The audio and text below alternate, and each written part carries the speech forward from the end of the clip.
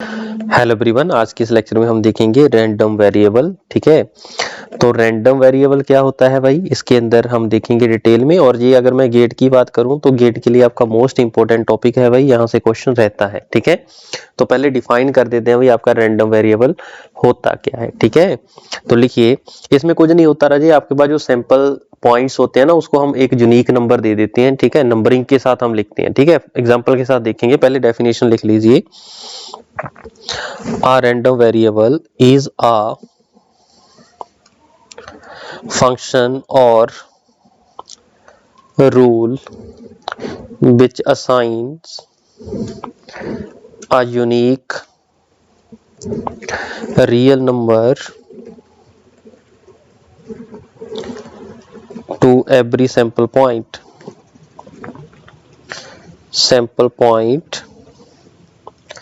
of a sample space। Okay हुआ। For example, मान लीजिए मैं आपसे बोलूं कि a coin is tossed once, a coin is tossed once। ठीक है, तो अगर इसकी मैं सैंपल स्पेस की बात करूँ राजी, आपको पता है सैंपल स्पेस क्या होगी, एक हेड होगा एक टेल होगा। ठीक है, अगर इसके अंदर जो रैंडम वेरिएबल है वो डिफाइन करेगा नंबर ऑफ हेड्स को। फॉर एग्जाम्पल, तो इस केस में क्या होगा राजे, नंबर ऑफ हेड यहाँ पे जितने हैं उसकी क्वांटिटी को हम वैल्यू असाइन कर देंगे। ठीक है, यहाँ पे H1 है और T में कोई हेड नहीं है तो ये 0 हो जाएगा। ठीक है, ऐसे ही फॉर एग्जाम्पल दूसरी एग्जाम्पल की अगर मैं बात करूं, a coin is tossed twice। ठीक है, तो इसकी सैंपल स्पेस क्या होगी राजी, पहले पे हेड दूसरे पे head, head tail, tail head, दोनों के ऊपर टेल। ठीक है, तो रैंडम वेरिएबल सेम आपके पास, रैंडम वेरिएबल आपका असाइन करेगा, वैल्यू असाइन करेगा to number of heads. Okay, तो रैंडम वेरिएबल की यहाँ पे वैल्यू कितनी होगी, नंबर ऑफ हेड इसमें 2 है, इसमें 1 है, इसमें भी 1 है, इसमें कोई नहीं है। ठीक है, यही आपके पास राजे रैंडम वेरिएबल होता है। ठीक है, आपको बोल देगा नंबर ऑफ हेड्स का रिप्रेजेंट कर रहा है आपका रैंडम वेरिएबल। ठीक है, तो 2 का मतलब ऑटोमेटिकली आपने समझ जाना है, 2 का मीनिंग है नंबर ऑफ हेड इसमें 2 है। ठीक है, that is the meaning of this, right. बोलो ओके हुआ। ऐसे ही फॉर एग्जांपल मेरे पास कोई आउटपुट, अगर इक्वेशन में बात करूं, हमने बहुत बार चर्चा की है इसके बारे में। ठीक है, ये एफ ऑफ एक्स इक्वल होता है। ठीक है, सपोज, ठीक है, इसमें ये क्या है, ये जो बाई है मेरे पास राजी, ये क्या है, मेरी आउटपुट है। ठीक है, ये जो एक्स होता है राजी, ये क्या डिफाइन करता है, आपका इनपुट डिफाइन करता है। ये फंक्शन क्या डिफाइन करता है भाई, एफ। ये रूल आपके पास जहाँ ऑपरेटर इसको डिफाइन करता है। ठीक है, ऑपरेटर और हम बोल सकते हैं रूल। ठीक है, तो रैंडम वेरिएबल को भी आपने इसी फॉर्म में कन्वर्ट करना है। वो देखिए कैसे, capital X omega that is equal to X. ये जो एक्स है राजे, दे आपका रिलेट होगा आपके आउटपुट के साथ। ठीक है, और ये जो ओमेगा है ये इस एक्स के साथ रिप्रेजेंट होगा भाई। ठीक है, और जो ये एक्स है राजे, ये इस ऑपरेटर के साथ आपका इंटरलिंक होगा। ठीक है, इसका मतलब ये हुआ, ओमेगा आपके पास, ये ओमेगा आपके पास इनपुट होगा, एक्स स्मॉल आपके पास आउटपुट होगा। जो एक्स है इसको हम रैंडम वेरिएबल बोलते हैं राजी, ये आपका ऑपरेटर और रूल डिसाइड करेगा। ठीक है, जैसे जी कैपिटल एक्स क्या कर रहा है, नंबर ऑफ हेड को रिप्रेजेंट कर रहा है, तो ये रूल हो गया आपका 0 1 2। ठीक है, ओके, चलिए इसको मैं वर्डिंग की फॉर्म में अगर लिखूं तो वर्डिंग की फॉर्म में भी लिख सकते हैं भाई इसको। तो लिखिए यहाँ पे, लेट ओमेगा बी आ सैंपल पॉइंट। ठीक है, तो इसका मतलब ओमेगा इसमें क्या करेगा, इनपुट मीन सैंपल पॉइंट्स को रिप्रेजेंट करेगा। ओमेगा आपका सैंपल पॉइंट को रिप्रेजेंट करेगा ऑफ आ सैंपल स्पेस। सुनते जाइए पूरी कहानी इसके अंदर क्या है। ठीक है, और जो रैंडम वेरिएबल है, random variable is denoted by capital x. ये जो कैपिटल एक्स है ये रिप्रेजेंट करेगा आपका रैंडम वेरिएबल को। ठीक है, then values assigned by random variable, जहां आप ऐसे बोल सकते हो अज्यूम्ड बाय रैंडम वेरिएबल। ठीक है, वो किसके साथ रिप्रेजेंट होंगी, are represented by small x. ठीक है, ये आपके पास वैल्यूज रिप्रेजेंट करेगा, ठीक है। इसलिए हम इस फंक्शन को भाई ऐसे डिस्क्राइब कर सकते हैं, ठीक हुआ।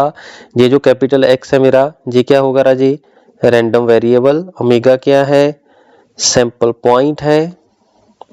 ये जो एक्स है राजी, ये values assigned to random variable, value assigned to, हाँ जी, रैंडम वेरिएबल, ठीक है। जनरली हम ओमेगा को शो नहीं करते राजे, ठीक है। तो अगर शो नहीं करते, यहाँ पे लिख ही लो, omega is generally not shown, ठीक हुआ। सो हम इस फंक्शन को कैसे लिख सकते हैं, सिंपल दिस, ठीक है। Capital X is equal to small X, okay हुआ। तो ये मेरे पास रिप्रेजेंटेशन हो जाएगी आपके रैंडम वेरिएबल की। एक्स रिप्रेजेंट करेगा आपका रैंडम वेरिएबल, और स्मॉल एक्स क्या रिप्रेजेंट करेगा आपका, उसकी वैल्यू कितनी असाइन की है, ठीक है। तो इसी इक्वेशन के बेस्ड हम आपका जो रैंडम वेरिएबल है उसको हम क्लासीफाई करते हैं राजे 2 कैटेगरी में, ठीक है। पूरी प्रॉपर वे में थ्योरी लिखना। A random variable may be classified into 2 broad category,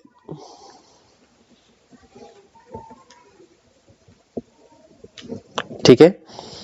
number 1 हम देखते हैं राजी, नंबर 1 लिखिए, डिस्क्रीट रैंडम वेरिएबल,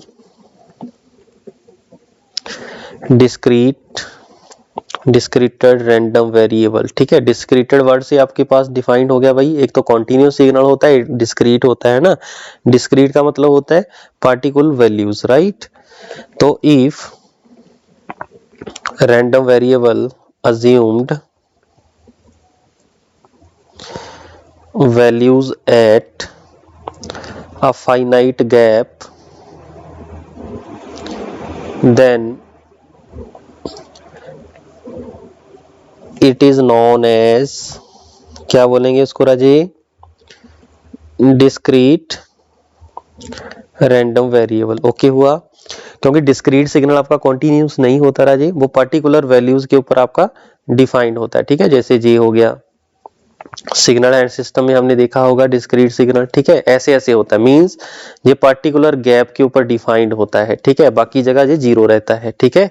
तो उस केस में अगर आपका रैंडम वेरिएबल की वैल्यू हम फाइनाइट गैप के लिए अज्यूम कर रहे हैं, तो उस केस में जो रैंडम वेरिएबल होगा उसको क्या बोलेंगे राजी, बोलो जी, डिस्क्रीटेड रैंडम वेरिएबल, ठीक है। दूसरा आपके पास इसका मतलब क्या हो जाएगा, कॉन्टिन्यूअस रैंडम वेरिएबल, ठीक है,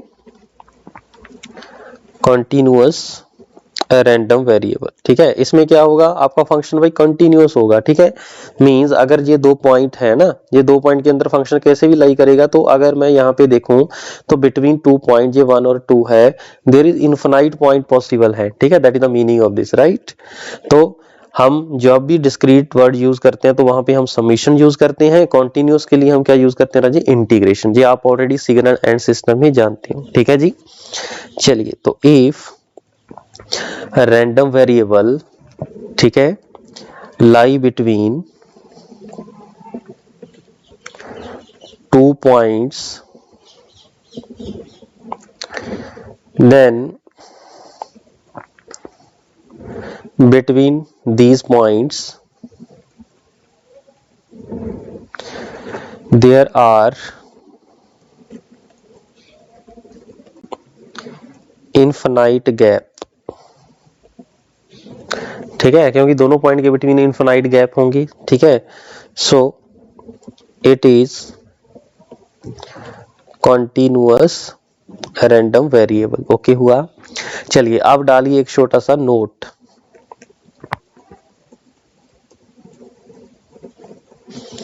तो जो टर्म हमारी यूज होगी उसको हम लिखते हैं। अगर मैं आपसे बोलूं कि बताइए probability that a random variable x takes value small x, तो उसकी प्रोबेबिलिटी क्या होगी राजे, तो उसको ऐसे रिप्रेजेंट करेगी Raje, probability p x is equal to small x, ठीक है। ये जो टर्म आपने लिखा है इसको पढ़ते सर आपने ये बोलना है, that is show the probability that a random variable x takes the value of small x. ठीक है, फॉर एग्जांपल अगर आपके पास लिखा हो P x is equal to 0, इसका मतलब क्या है राजी, ये रिप्रेजेंट करेगा probability that random variable takes value 0। ऐसे ही P x is equal to 1 है, इसका मीनिंग क्या होगा, probability that random variable takes value कितनी 1।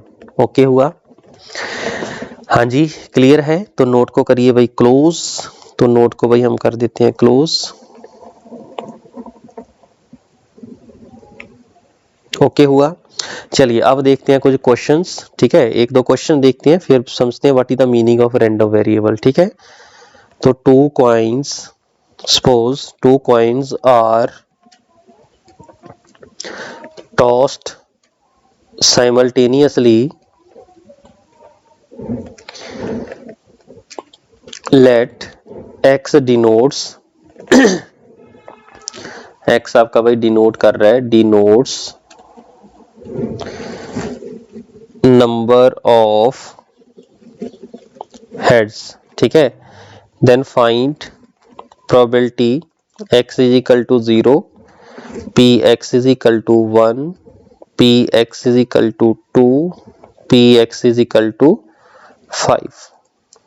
ठीक है, चलिए अब इसका देखते हैं भाई सॉल्यूशन। तो 2 कॉइन है भाई, 2 कॉइन टॉस हो रहे हैं आपके पास, तो सैंपल स्पेस क्या होने की राजी, head head, head tail, tail head, then tail tail. Okay हुआ, तो आपका जो रैंडम वेरिएबल है राजी वो किसको डिनोट कर रहा है, नंबर ऑफ हेड्स को डिनोट कर रहा है। तो इसमें नंबर ऑफ हेड 0 है, इसमें 1 है, इसमें भी 1 है, इसमें कितने है राजी 2 है। ठीक है, चलिए तो अब हमें निकालना है प्रोबेबिलिटी। तो पहला देख लेते हैं P x is equal to 0, इसका मीनिंग क्या राजी, probability that random variable takes value 0, और रैंडम वेरिएबल किसको डिनोट कर रहा है, नंबर ऑफ हेड को, इसका मतलब number of head is equal to 0। ठीक है, नंबर ऑफ हेड 0 कितने केस में है इसके अंदर, ए केस में है। ठीक है, तो 1 डिवाइड बाई टोटल कितने है राजी 4, तो इसके आंसर कितना आ जाएगा भाई 1/4।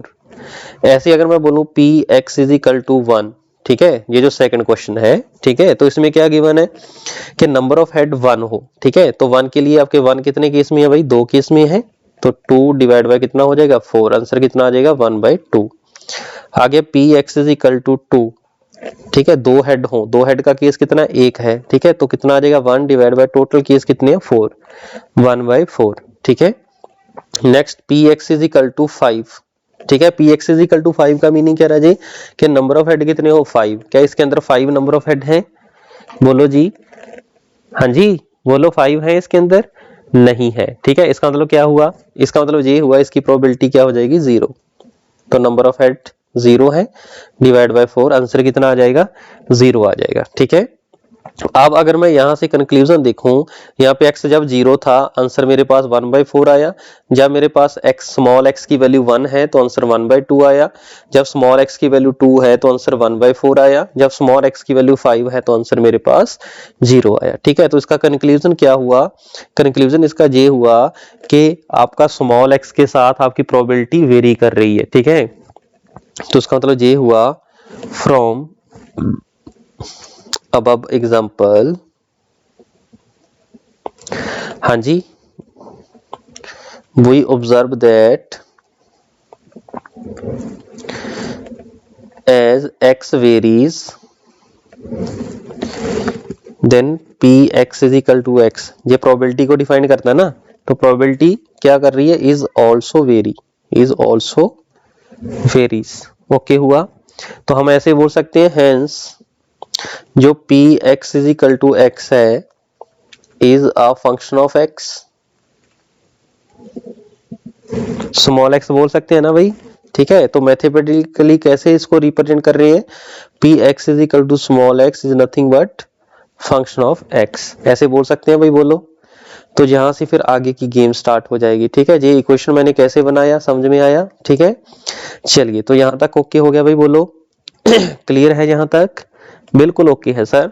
ये जो एफ ऑफ एक्स है राजे, इसका जो नाम है वो आपके पास होता है this F of x is called, इसको हम बोलेंगे राजे प्रोबेबिलिटी बोलो क्या बोलेंगे, प्रोबेबिलिटी फंक्शन, या फिर इसका दूसरा नाम है राजे और इसको बोलेंगे प्रोबेबिलिटी डिस्ट्रीब्यूशन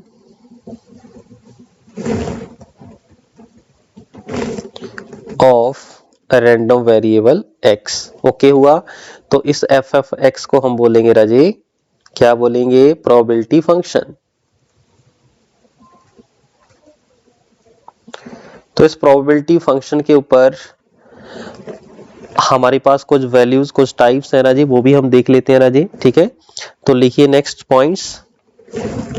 तो यहाँ पे लिख लेते हैं, व्हेन रैंडम वेरिएबल जो आपका x है, x इज डिस्क्रीट, जब रैंडम वेरिएबल x मेरा डिस्क्रीट होगा उस केस में जो प्रोबेबिलिटी फंक्शन है, प्रोबेबिलिटी फंक्शन कौन सा राजी, एफ ऑफ एक्स है, उसको हम क्या बोलेंगे राजी, is called probability mass function. Very important.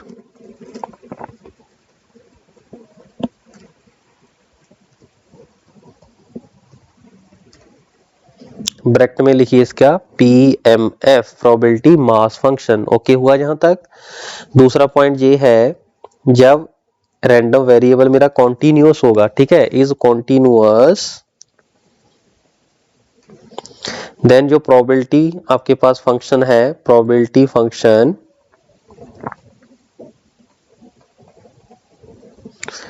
Is called, उसको हम क्या बोलेंगे जल्दी से बताइए जी, प्रोबेबिलिटी डेंसिटी फंक्शन। प्रोबेबिलिटी,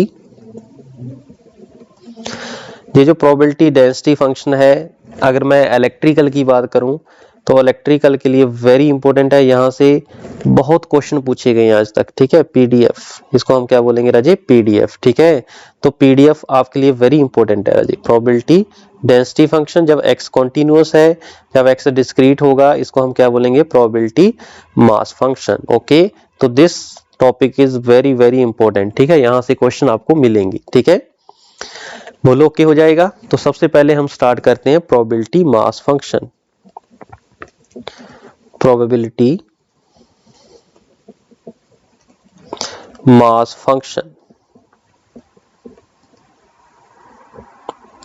जिसको हम बोलते हैं PMF। ठीक है, लिखें जी इसके अंदर, बिल्कुल लिखेंगे सर। तो लिखिए, आ टेबल शोइंग, मैथमेटिकली बताते हैं लेकिन वर्डिंग में इसलिए आपको लिखवा रहे हैं सो दैट आपकी स्टोरी क्लियर हो जाए और आप जब फर्दर फ्यूचर में पढ़ें तो आपको चीजें क्लियर हो जाएं। ठीक है, तो a table showing all possible values of small x taken by random variable x, ठीक है, एंड देयर associated probabilities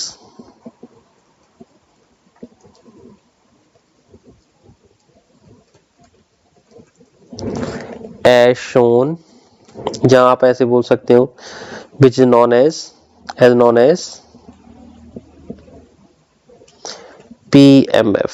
ठीक है, प्रोबेबिलिटी मास फंक्शन। देखिए कैसे, एक आपने टेबल तैयार करना है x की वैल्यू को वेरी करते हुए, ये x है और x ही मेरे पास प्रोबेबिलिटी होती है भाई, Px is equal to small x होता है ना।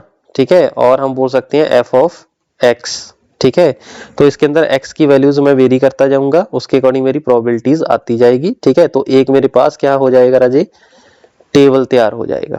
ठीक है, एक टेबल आपके पास यहाँ पे रेडी हो जाएगा, राइट। तो इस टेबल के ऊपर जो आपके पॉइंट्स जो नीचे मैं अभी लिखने वाला हूं, ये पॉइंट आपके वेरी इंपॉर्टेंट है। तो ये जो टेबल होगा, this table is a probability mass function if, ये नीचे वाली कंडीशन को सेटिस्फाई करेगा। पहला, f of x more than 0, equal to और ग्रेटर देन 0। दूसरा पॉइंट ये है कि summation of f of x equal to 1। ठीक है, और ये तो आपको क्लियर है ना, Px is equal to x, that is nothing but f of x। ठीक है, ये अगर दोनों कंडीशन सेटिस्फाई करेगा तो हम बोल सकते हैं कि हमारा जो ऊपर का टेबल है that is nothing but probability mass function. Okay हुआ। तो मुझे एक चीज बताइए, ये ऐसे ही बोला ना, Px is equal to small X, यही था ना मेरे पास। ये क्या रहा जी, प्रोबेबिलिटी तो है ना, ये आपके एफ ऑफ एक्स के इक्वल आ रहा है, ठीक है, probability mass function J F of x, ठीक है। तो ये प्रोबेबिलिटी तो है ना, तो प्रोबेबिलिटी आपको पता है ये या तो जीरो होगी या जीरो से ज्यादा होगी, ठीक है। और सभी प्रोबेबिलिटीज को अगर मैं ऐड कर दूं, एफ एक्स का मैंने सम लिखा है ना, सभी प्रोबेबिलिटीज को अगर मैं ऐड कर दूं उसका आंसर 1 होता है, होता ही है 1, ठीक है, कोई मैंने अलग से कोई चीज नहीं लिखी, ठीक है। तो ये बस इसी का यूज आपका आगे क्वेश्चन के अंदर होगा, ठीक है। एग्जांपल देख लें भाई क्वेश्चन की तरफ। चलिए तो एक क्वेश्चन लिख लेते हैं भाई, क्वेश्चन के साथ हम देखते हैं कुछ इसके इंपॉर्टेंट पॉइंट्स, ठीक है। मान लीजिए मैं 3 कॉइन की एक एग्जांपल ले लेता हूं, तो 3 coin are tossed simultaneously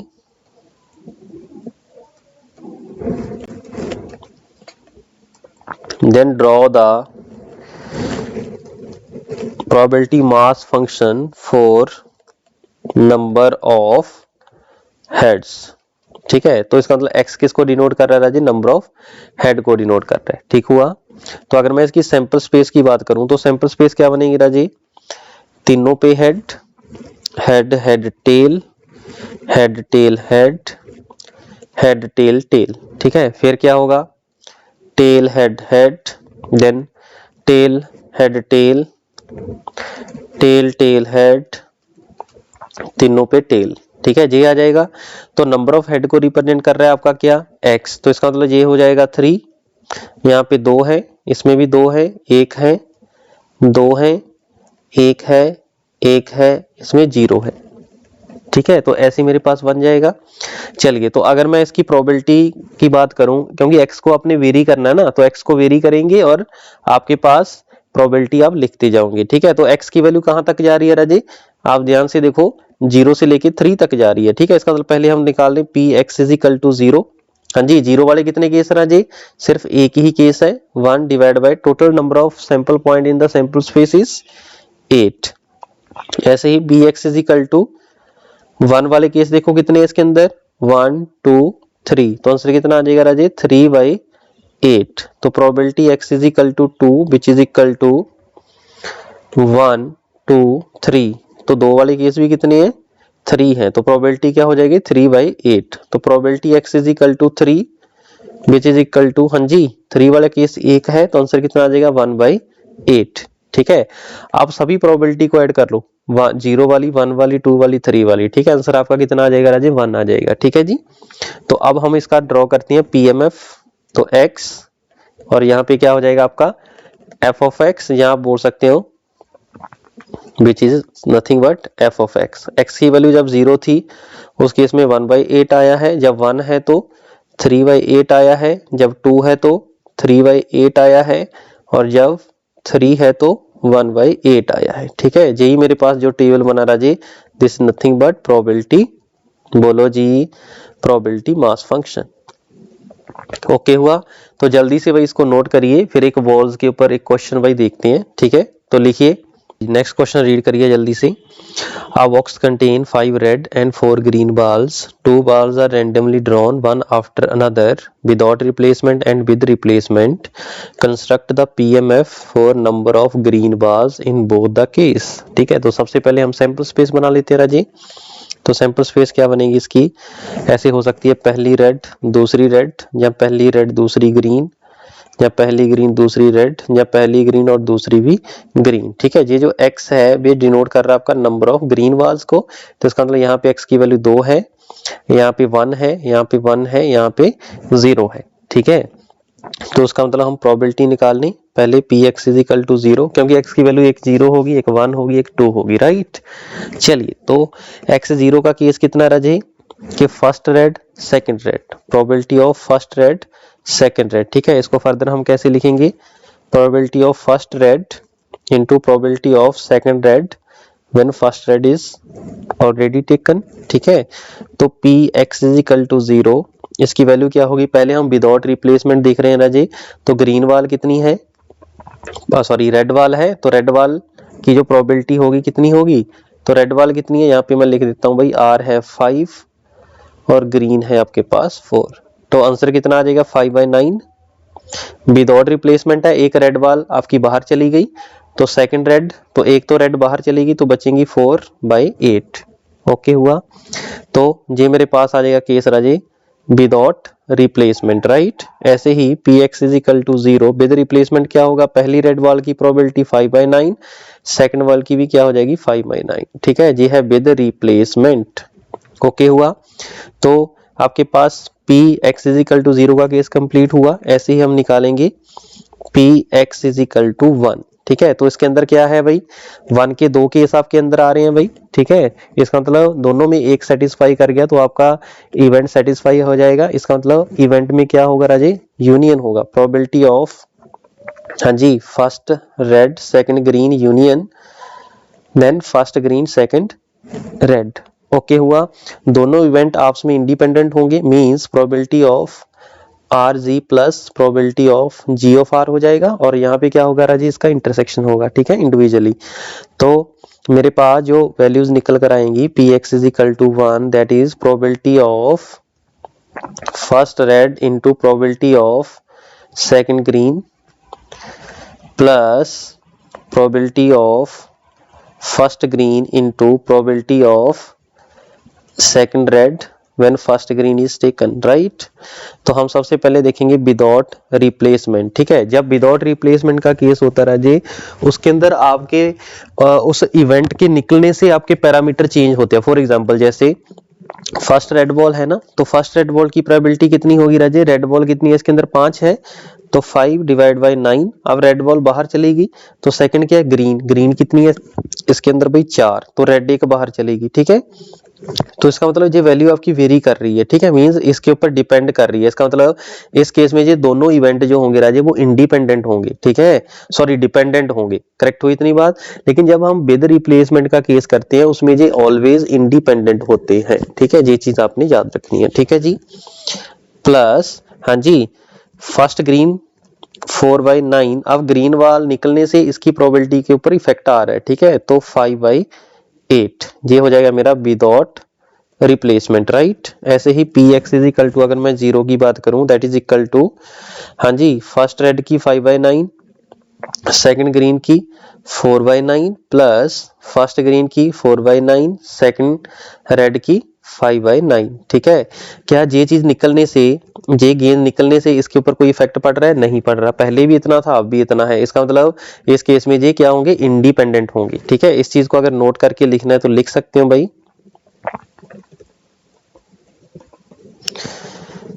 In case of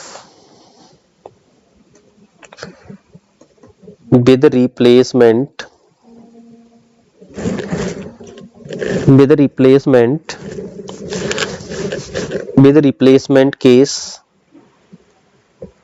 case of, चाहे आपका कार्ड्स का हो चाहे बॉल्स का हो, कार्ड्स और बॉल्स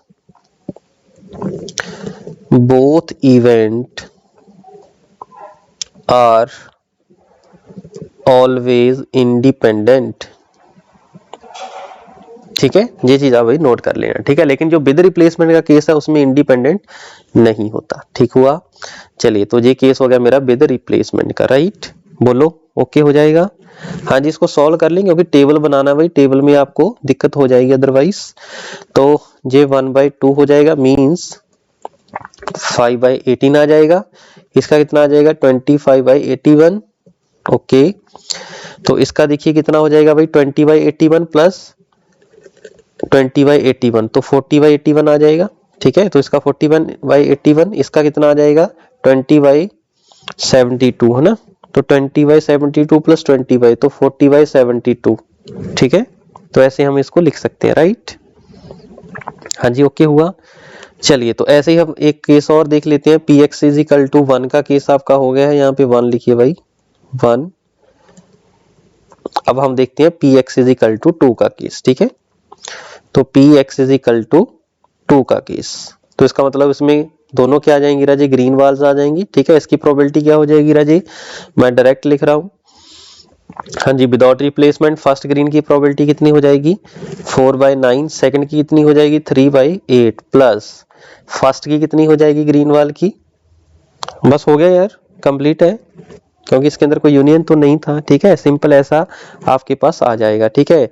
तो जे गया 2 पे, जे गया 3 पे, तो 1/6 बच जाएगा। ठीक है, हाँ जी बोलो, बच जाएगा कि नहीं बच जाएगा? बिल्कुल बच जाएगा सर, वेरी गुड। ठीक है, नेक्स्ट आपके पास क्या आएगा? ये है विदाउट रिप्लेसमेंट। ठीक है, विद रिप्लेसमेंट क्या होगा राजे? 4/9 इंटू 4/9 मीन्स 16/81। ओके हुआ, बोलो। हाँ जी बिल्कुल ओके हुआ। ठीक है, अब हम बना देंगे आपका टेबल। तो यहाँ पे x होगा राजी, और यहाँ पे मेरे पास क्या है? p x is equal to x, या फिर आप बोल सकते हो f ऑफ x। तो इसके अंदर भी दो केस बनेंगे राजी, एक होगा विदाउट रिप्लेसमेंट, एक होगा विद रिप्लेसमेंट। ठीक है, तो ऐसे आपके पास केसेस भाई बनेंगे। ठीक हुआ, बोलो ओके है। चलिए, जब x की वैल्यू 0 है उस केस में देखेंगे, जब x की वैल्यू 1 है उस केस में देखेंगे, जब x की वैल्यू 2 है तो उस केस में देखेंगे। ठीक है जी, बोलो ओके हुआ। तो ये हो जाएगी आपकी प्रोबेबिलिटी का फंक्शन। ठीक है, तो उसके अंदर दो केस हमने बना दिए, विदाउट रिप्लेसमेंट और विद रिप्लेसमेंट। ठीक है, जब x की वैल्यू 0 है उस केस में वैल्यूज कितनी आ रही है? 5/8, और ये 5/8, ये है 25/81। ठीक है, जब x की वैल्यू 1 है आपके पास तो 40/72, 40/81, राइट। जब p मेरा 2 है तो ये आपके पास यहीं पे गिवन है 1/6 और 16/81। ठीक है, तो ये मेरे पास हो जाएगा राजे प्रोबेबिलिटी मास फंक्शन। समझे मेरी बात? ये हो जाएगा आपके पास प्रोबेबिलिटी मास फंक्शन। ठीक है, तो एक पॉइंट कुछ नोट करके लिखिए भाई, वो आपके डिस्क्रीट के पॉइंट ऑफ व्यू से आपके वेरी इंपॉर्टेंट है। ठीक है, तो लिखिए note.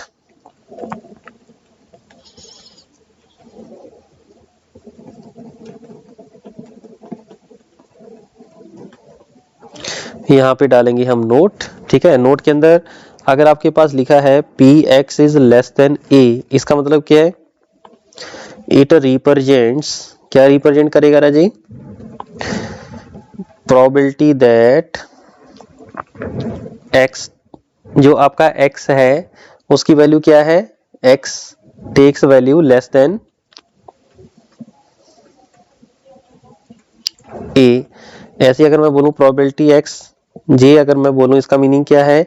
It represent probability that x is less than और इक्वल टू, लेस और इक्वल टू a, ऐसे बोलेंगे भाई। ठीक है, नोट करते जाइए ये सभी पॉइंट। ठीक है, ऐसे ही अगर मैं px is equal to a, इसका मतलब क्या है? It represent the probability that x is more than a। ठीक है, ये आ जाएगा x is equal to more than और इक्वल टू a। ठीक है, तो ऐसे ऐसे आपके पास आ जाएगा भाई। ठीक है, तो इसका मतलब ये हुआ, अगर मैं डिस्क्रीट की बात करूं, क्योंकि डिस्क्रीट के अंदर अगर ये इक्वल साइन है तो इफेक्ट पड़ेगा, लेकिन जो आपके पास कॉन्टिन्यूस सिग्नल होता है, ठीक है, उसमें क्या है? इनफाइनाइट वैल्यूज होती है, उसके साथ ये इंक्लूड करो चाहे ना करो कोई फर्क नहीं पड़ने वाला, राइट। लेकिन डिस्क्रीट में फर्क पड़ेगा भाई। ठीक है, क्योंकि फाइनाइट वैल्यू के ऊपर चीजें आपकी डिफाइंड होती है। ठीक है, तो लिखिए in case of discrete random variable, it matters whether we include equality or not। ठीक हुआ। However, in case of continuous random variable, it does not matter। ठीक हुआ। चलिए, जो क्वेश्चन आपका नोट को क्लोज कर दीजिए। जो आपके पास क्वेश्चन चल रहा था नंबर ऑफ ग्रीन वाल का, अगर x रिप्रेजेंट कर रहा है उस केस में अगर आपसे बोला जाता find the probability of x less than और इक्वल टू 0, तो इसका मतलब sorry less than equal to 1 है ना, इसका मतलब 1 इंक्लूड है इसके अंदर। तो उसकी मिनिमम वैल्यू कितनी है? पहले फंक्शन पे जाइए, इसकी मिनिमम वैल्यू यहाँ पे देखिए, इसकी मिनिमम वैल्यू 0 है और 2 के बिटवीन रह रही है। ठीक है, तो इसका मतलब जे क्या रिप्रेजेंट करेगा राजे? इसके अंदर दो प्रोबेबिलिटीज आ जाएंगी, एक x is equal to 0 plus probability x is equal to 1। तो x इज इक्वल टू 0 की प्रोबेबिलिटी विदाउट रिप्लेसमेंट का केस लिख लो 5/8 और 40/72, तो जी आंसर आ जाता। ठीक है, ऐसे ही अगर आपसे पूछता प्रोबेबिलिटी x मोर देन और इक्वल टू 1, तो इसकी प्रोबेबिलिटी क्या होती Raje? Probability x is equal to 1, probability x is equal to 2।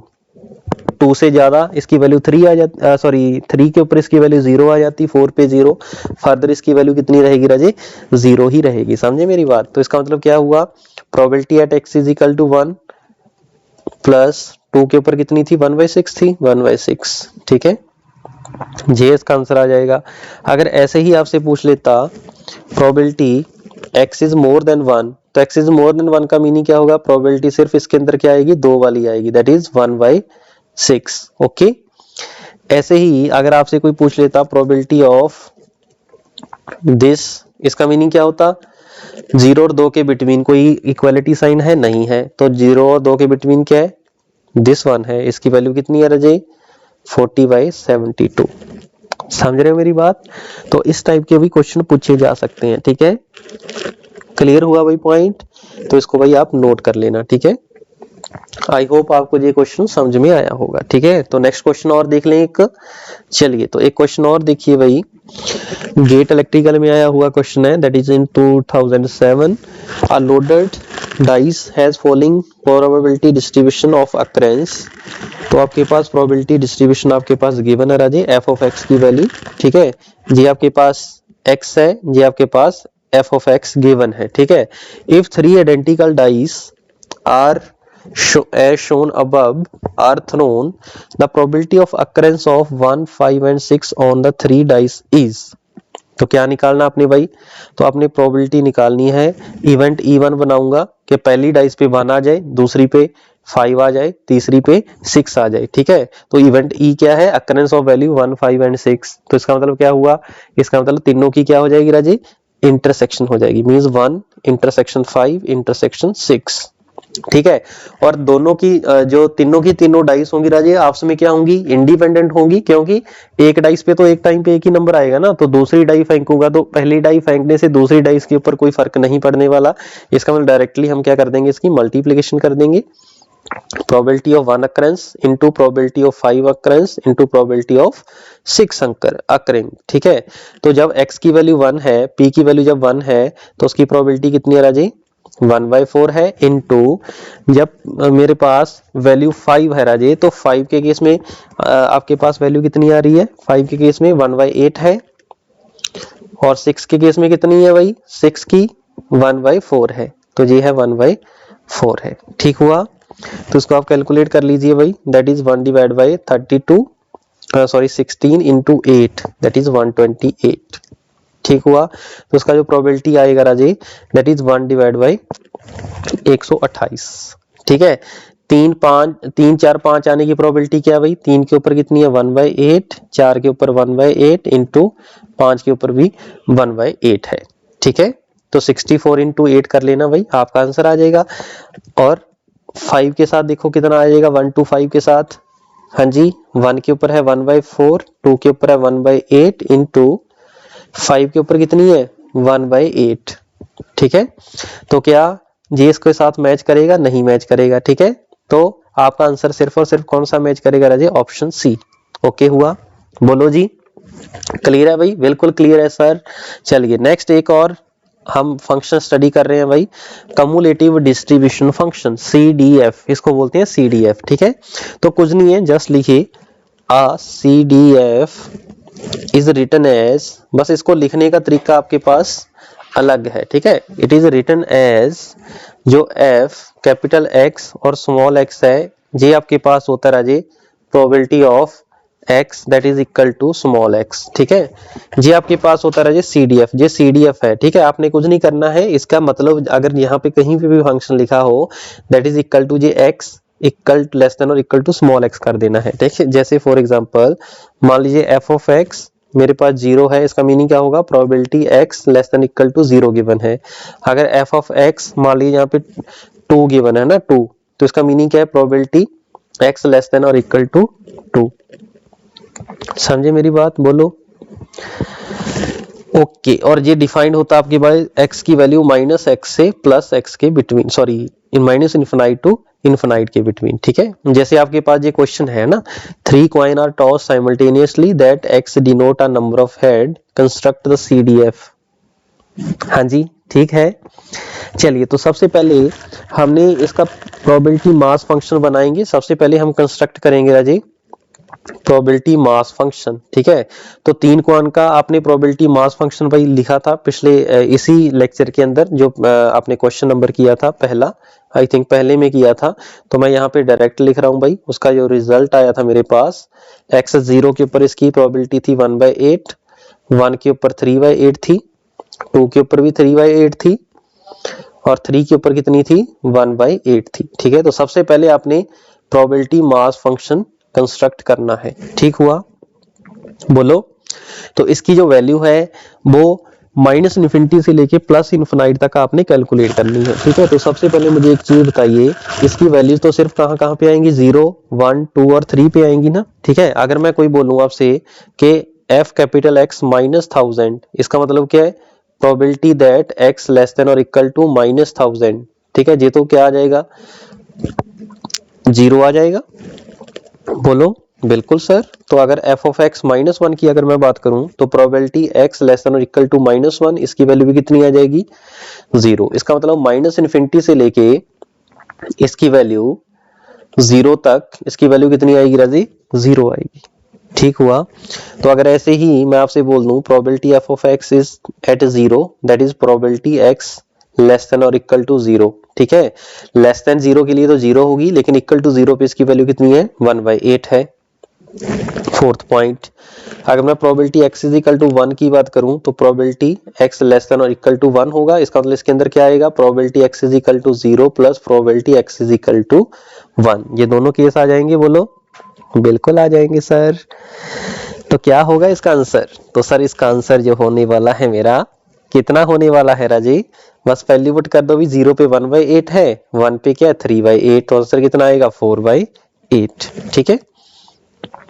ऐसे ही px अगर मैं 2 की बात करूं, ये किसको रिप्रेजेंट करेगा, px लेस देन और इक्वल टू 2, इसके अंदर क्या आएगा, px इज इक्वल टू 2 आएगा, plus px is equal to 1 आएगा, plus px is equal to 0, ठीक है। बाकी जगह पे ये 0 होता है, ठीक है, आप जानते हो, ठीक है। 2 के ऊपर कितना होता है भाई 1/8 प्लस, सॉरी 2/8, 2/8 होता है ना, 3/8, सॉरी 1 के ऊपर भी क्या होता है 3/8, 0 पे होता है ये 1/8, तो आंसर कितना आ जाएगा 7/8, ओके हुआ। ऐसे ही आपने बता देना इसकी वैल्यू 3 के ऊपर, ठीक है। तो p x लेस देन और इक्वल टू 3, तो इसके अंदर भाई सभी ऐड हो जाएंगे, 0 आ जाएगा, 1 आ जाएगा, 2 आ जाएगा और 3 आ जाएगा, ठीक है। सभी का सम कर दो, ये 1 हो जाएगा, ठीक है जी, ओके है। ऐसे ही अगर मैं आपसे बोलूं 7th पॉइंट के probability x is equal to 4, इसका मतलब क्या होता है, प्रोबेबिलिटी x लेस देन और इक्वल टू 4, देखो इसको कैसे लिख सकते हैं, probability at x is equal to 0, probability at x is equal to 1, probability at x is equal to 2, probability at x is equal to 3 plus probability at x is equal to 4, ठीक है। तो x is equal to 4 तो 0 हो जाएगा, इन सभी का सम मेरे पास कितना आ जाएगा 1, इसका मतलब जब भी हम मोर देन 1 की बात, मोर देन 3 की बात करेंगे, ठीक है, उस पूरे केस के लिए जब x मेरा मोर देन इक्वल टू 3 आएगा, उस पूरे केस में जो मेरी प्रोबेबिलिटी होगी राजे वो क्या आ जाएगी 1 आ जाएगी, ठीक है जी।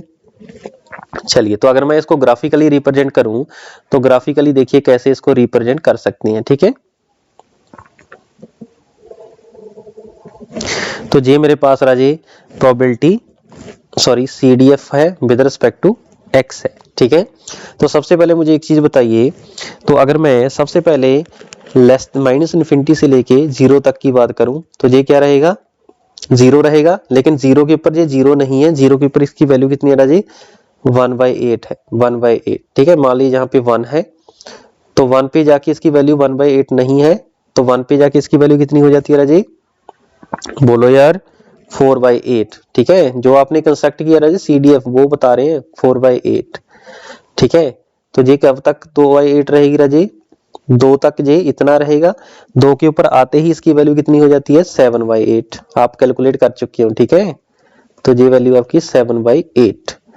तो ये 3 तक कितनी ही रहेगी, 3 तक कितनी ही रहेगी। इसके बाद 3 पे कितनी हो जाएगी रे, 1 हो जाएगी, ठीक है। इसके बाद फिर ये 1 ही चलेगी, ठीक है। तो ये जो वैल्यू होगी राजे ये आपकी 1 होगी। ओके हुआ। तो ये आपके भाई CDF का ग्राफ हो जाएगा। बोलो कोई दिक्कत, कोई कंफ्यूजन? कोई नहीं है, वेरी गुड, ठीक है। तो ऐसे आप भाई इसका ग्राफ ड्रॉ कर सकते हो, ठीक है। चलिए एक लास्ट क्वेश्चन और देख लेते हैं, that is asked in GATE computer science, ठीक है। इसका भी देख लेते हैं क्या होगा, ठीक है। Consider a random variable x that takes value +1 and -1 with probability 0.5 each. The value of the cumulative distribution function f of x at x is equal to -1 and x is equal to +1 are.